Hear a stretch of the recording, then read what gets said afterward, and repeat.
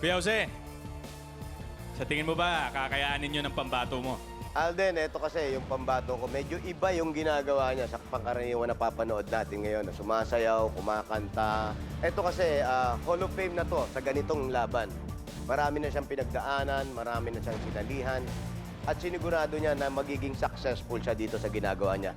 Hindi lang para sa kanya. Nag-business siya, ginawa niyang negosyo to para makatulong din siya doon sa mga kaibigan niya na gusto magkaroon ng trabaho. So, hindi niya inaangat yung sarili niya. Gusto niya pag-angat niya kasama kayong lahat.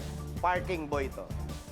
Dati siyang nagpapa-atras, abante, nagamit niya yung flashlight. Doon niya na-discover na pwede niya palang gamitin to. Nag-instrumento siya. Pag madilim pala, yung ilaw kailangan natin para magturo ng liwanag.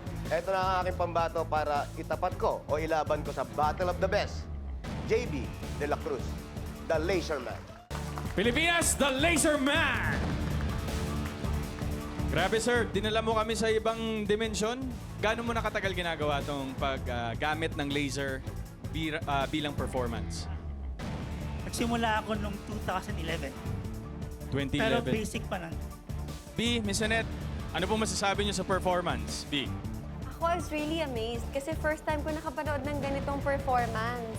Para ako nanonood ng live special effects. Talagang tama yung sinabi mo, dinala kami sa ibang dimensyon, ibang mundo. Pinapasok mo kami sa mundo mo. So salamat. I was really entertained. And curious ako malaman kung mag-advance ka sa competition to, kung ano pa yung kaya mong ibigay.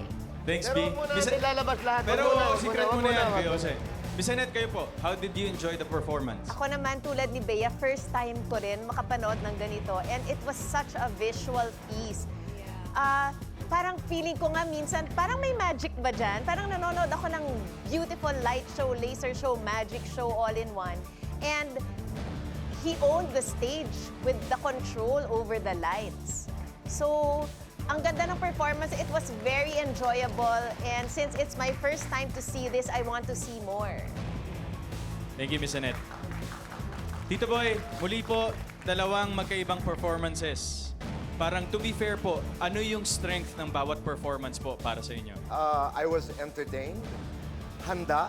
Ako, gusto ko yung competition na dumadating ka, alam mo yung ginagawa mo, alam mo rin yung audience mo. So, you're a pro. Anong pagkakaiba? Napakahirap nga nito i-judge to be very honest. Kasi pareho parehong napakahusay. Thank you, Tito Boy.